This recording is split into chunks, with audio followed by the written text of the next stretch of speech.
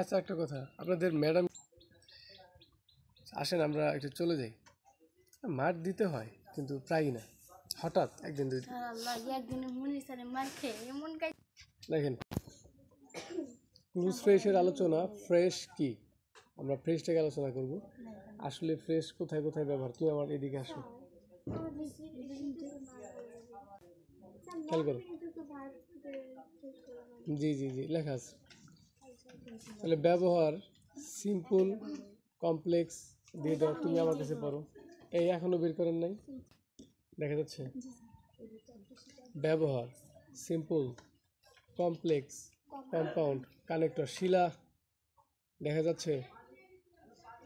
আচ্ছা, simple, complex, compound, connector, এগুলোতে fresh ব্যবহার হয়। ফ্রেশ হলো এমন একটি শব্দগুচ্ছ বা গ্রুপ অফ ওয়ার্ডস যাতে কোনো সাবজেক্ট ও ফিনিট ভার্ব বা সমাপিকা ক্রিয়া থাকে না। এটি সেন্টেন্সে কোনো পার্টস অফ স্পিচের কাজ করে। এটি সেন্টেন্সে কোনো পার্টস অফ স্পিচের কাজ করে, মানে যে কোনো একটা পার্টস অফ স্পিচের কী করবে, কাজ করবে। যেমন he will come here by and by, সে শীঘ্রই এখানে আসবে। স্যার বাই অ্যান্ড বাই মানে কি বুঝেছে জানেন? শীঘ্রই। কি বুঝেছে? শীঘ্রই। By and by. Hurry up বলতে পারতাম না, he will come here hurry up. আমি যদি বলতাম হি,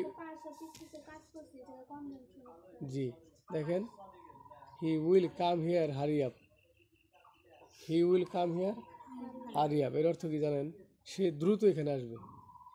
আর he will come here by and by, সে শীঘ্রই এখানে আসবে। স্যার কথাটা কি অর্থ প্রকাশ করলো না?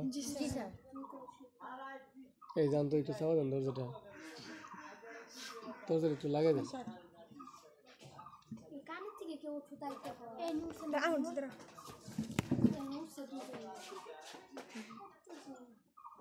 লাগাই দেন।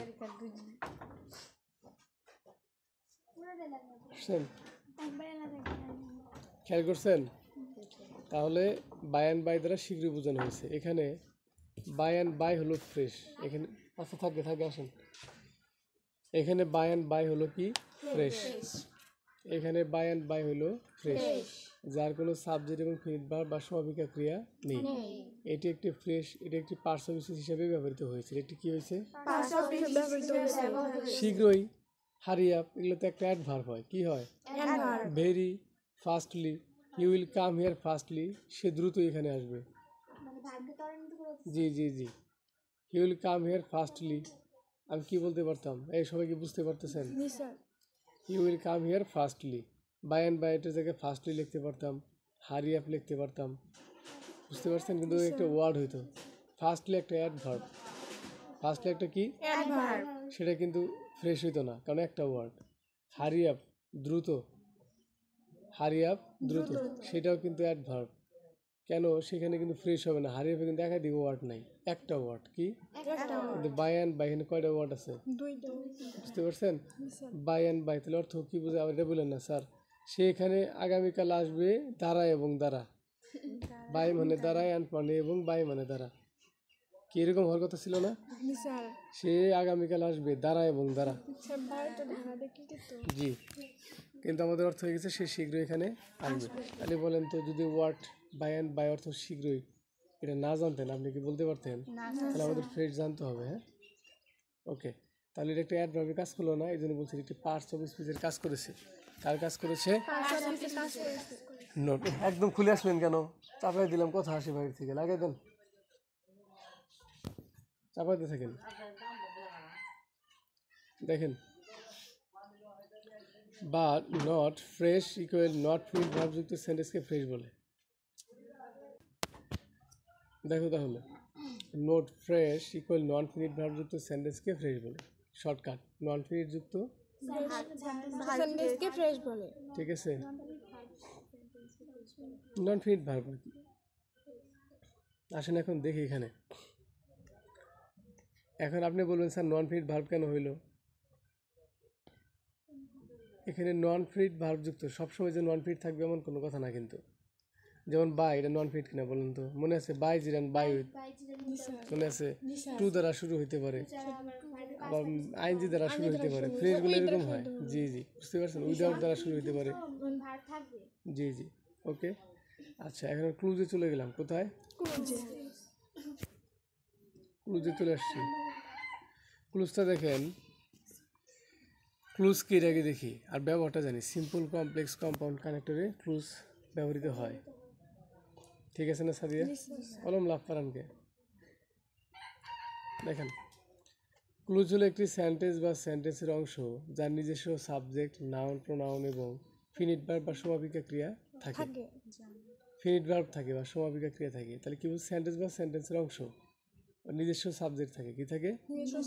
সাবজেক্ট আবার নাউনও থাকতে পারে বা প্রোনাউন থাকতে পারে। ফিনিট ভার্ব থাকে। Clear? Sir since she ill since she is ill she cannot go to school. She cannot go to school. সে বিদ্যালয়ে যেতে পারেনি। সিন্স কারণ সে অসুস্থ সে অসুস্থ। তোমার দিয়ে কয়টা হয়েছে দেখেন তো। স্যার দুইটা। তাহলে আপনি উচ্চারণ এভাবে করেন,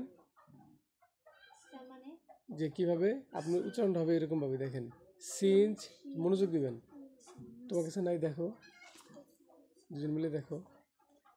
আইসো, since she is ill she can not go to school.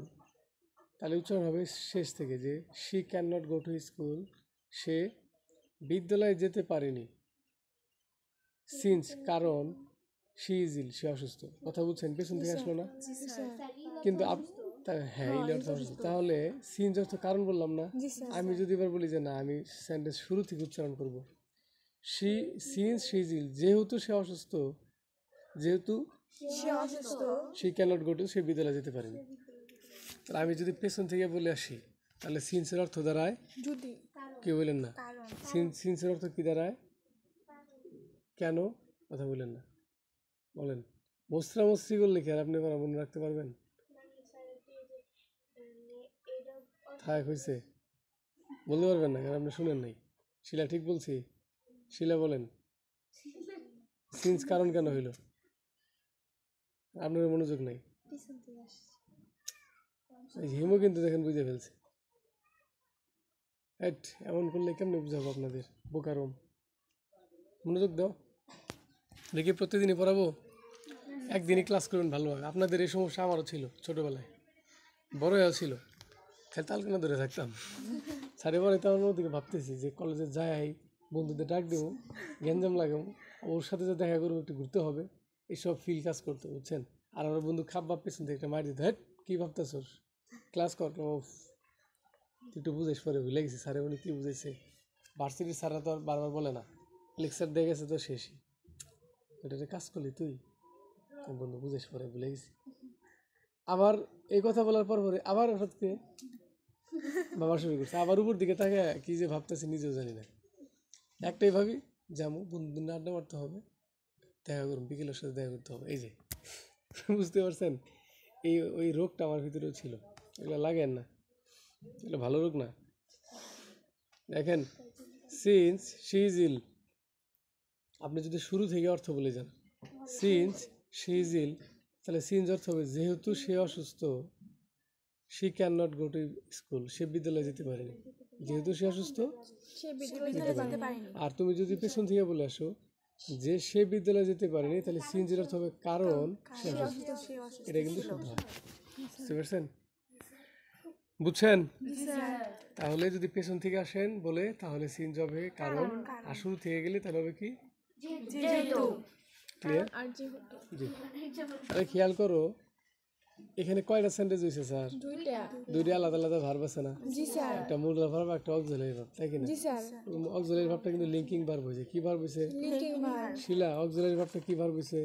চুপ চুপ, কেন বলেন তো? আবার মনোযোগ থেকে হারা গেছে। এই মেয়েটা খালি মানে আমি কি বলবো, কারেন্ট চলে যায় আর না, এমন হইতেছে মনের ভিতরে। মনোযোগ দেন। Since is ill, is ill লিখছি না? ইজিলের অর্থ হইলো, এখানে ইজ আছে কিন্তু ভার্বের সাথে, এই জন্য তোরা মাঝে মাঝে পারিস না, এটা বুঝলাম না। খেয়াল কর, কি জন্য বলতেছিলাম আমি মোবিলাই। আচ্ছা, সেই যে ইল লিখছি না, ইজের পর কি ভার্বের সাথে আইনজি আছে, এই জন্য ইজ লিঙ্কিং ভার্ব হয়েছে। দেখেন, লিঙ্কিং ভার্ব শিখেছি যে বি ভার্বগুলো লিঙ্কিং ভার্ব হয়, বলছিলাম। বি ভার্বগুলা যদি তাদের শর্ত পূরণ না করে, ভার্বের সাথে আইএনজি নাই, ভার্বের সাথে পাস্ট পার্টিসিপল ফর্ম নাই, তাহলে তারা লিঙ্কিং ভার্ব হয়ে যাবে, হ্যাডও লিঙ্কিং ভার্ব হয়ে যাবে, হ্যাজও লিঙ্কিং ভার্ব হয়ে যাবে। ক্লিয়ার? ওকে, তাহলে দেখেন এটি একটি কমপ্লেক্স সেন্টেন্স যার একটি অংশ হলো সিন্স শি ইজ ইল, অপর অংশটি হলো she can not go to school. উপরে দুটি বাক্যাংশই একটি সাবজেক্ট ও একটি ভার্ব রয়েছে এবং সেন্টেন্স দুটির প্রত্যেকটি একটি বৃহত্তর সেন্টেন্স এর অংশ। কাজে এরূপ দুই বা ততোধিক সেন্টেন্স মিলে একটি বৃহত্তর সেন্টেন্স গঠন করলে প্রত্যেকটি সেন্টেন্স কেবল আলাদাভাবে একটি ক্লুজ বলা যায়।